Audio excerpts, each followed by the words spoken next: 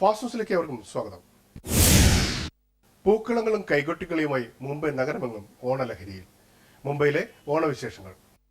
മുംബൈയിലെ മലയാളി ക്ഷേത്രങ്ങളെല്ലാം വിപുലമായ പരിപാടികളോടെയാണ് തിരുവോണത്തെ വരവേറ്റത്.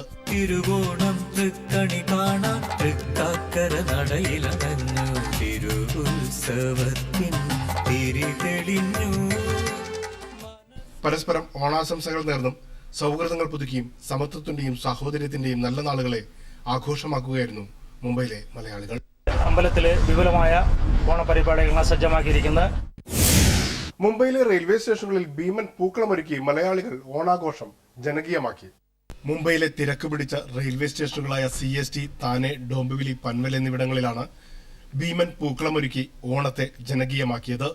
60 അടി വിസ്താരത്തിൽ തീർത്ത പൂക്കളത്തിനായി ഏകദേശം 60,000 രൂപയുടെ പൂക്കളാണ് വാങ്ങിയതെന്ന് പൻവൽ കേരളീയ cultural society president Manoj Kumar പറഞ്ഞു. ഒരു രാത്രി മുഴുവൻ സംഘമായിരുന്ന രൂപകൽപ്പന ചെയ്ത പൂക്കളത്തിന്റെ വിസ്മയക്കാഴ്ച സ്മാർട്ട് ഫോണുകളിൽ ഒപ്പിയെടുക്കാനും നല്ല തിരക്കായിരുന്നു. റെയിൽവേ ജീവനക്കാരും യാത്രക്കാരും ചേർന്ന് മാവേലി വരവേൽപ്പോടെ ഓണത്തെ ആഘോഷമാക്കി.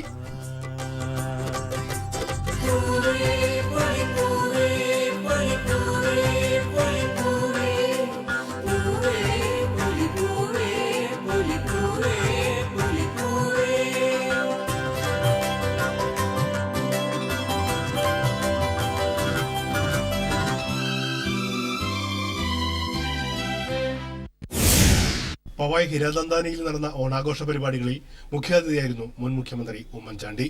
തീർച്ചയായിട്ടും കാരണം മലയാളികൾ എവിടെ ഉണ്ടെങ്കിലും അവിടെ ഓണാഘോഷമുണ്ട്. മലയാളികൾ ഏറ്റവും കൂടുതലുള്ള ബോംബെ നഗരത്തിൽ അത് നിശ്ചയമായും അത് ഏറ്റവും വിജയകരമായി നടത്തുന്ന ഒന്നാണ്. മുംബൈയിൽ ഹിരാനന്ദാനി കേരളൈറ്റ് അസോസിയേഷൻ സംഘടിപ്പിച്ച ഓണാഘോഷ പരിപാടികൾക്ക് ആവേശം പകർന്ന് ഓണപ്പാട്ടുകൾക്കൊപ്പം ചുവടുകൾ വെച്ചാണ് മുൻ മുഖ്യമന്ത്രി മടങ്ങിയത്.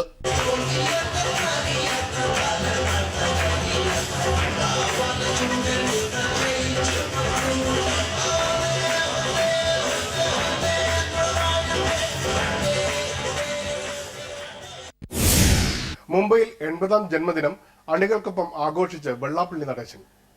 മുംബൈ SNDP യോഗം സംഘടിപ്പിച്ച ശ്രീനാരായണ ഗുരുജയന്തി ആഘോഷങ്ങളിൽ പങ്കെടുക്കാൻ എത്തിയതായിരുന്നു സംഘടനയുടെ ജനറൽ സെക്രട്ടറി. കേരളത്തിൽ 3000 കോടി രൂപ മൈക്രോ ഫൈനാൻസിൽ നിക്ഷേപിച്ചിട്ടുണ്ടെന്നും എന്നാൽ മുംബൈയിൽ ഇത്തരം സംരംഭങ്ങൾ തുടങ്ങുന്നതിന് പ്രായോഗിക ബുദ്ധിമുട്ടുണ്ടെന്നും വെള്ളാപ്പള്ളി പറഞ്ഞു. കേരളത്തിൽ നടത്തുന്ന പോലെ ക്ഷേമം ഇവിടെ നടക്കാനൊക്കെയാണ്. അവിടെ ഞാനാണെങ്കിലും ഞാൻ പറഞ്ഞില്ല, 3000 കോടി രൂപയ്ക്ക് മേൽ രൂപ മൈക്രോ ഫൈനാൻസിലൂടെ കൊടുത്തിട്ടുണ്ട്, ഇപ്പോഴും കൊടുത്തുകൊണ്ടിരിക്കുകയാണ്. അതുപോലുള്ള പദ്ധതിയും പരിപാടിയും ഇവിടെ പ്രായോഗികമായി നടത്താനുള്ള ബുദ്ധിമുട്ടുണ്ട്. കാരണം മൈക്രോ ഫൈനാൻസിൽ ക്രമക്കേടുകൾ നടന്നിട്ടുണ്ടെന്നും ക്രമക്കേടുകൾ കാണിച്ചവരെ സംഘടനയിൽ നിന്നും പിരിച്ചുവിട്ടുവെന്നും വെള്ളാപ്പള്ളി വ്യക്തമാക്കി. രണ്ടുപേരാണ് പ്രധാനമായിട്ടൊക്കെ ചെയ്തത്. ഒന്ന് ബത്തേരി ഉള്ള ആളും ഒരെണ്ണം അടൂരി. അതിനെല്ലാം ആ പറഞ്ഞ ആളുകളെല്ലാം സംഘടനയിൽ നിന്ന് പിരിച്ചുവിട്ട് പുറത്താക്കി ക്രിമിനലായും സിവിലായും ഞാൻ നടപടി സ്വീകരിച്ചിട്ടുണ്ട്. 80ന്റെ നിറവിൽ മുംബൈയിൽ അണികളോടൊപ്പം ജന്മദിനം ആഘോഷിച്ച വെള്ളാപ്പള്ളി എന്നാൽ മുംബൈയിലെ സന്ദർശനം കൊണ്ട് വലിയ പ്രയോജനമില്ലെന്ന് തുറന്നടിച്ചു.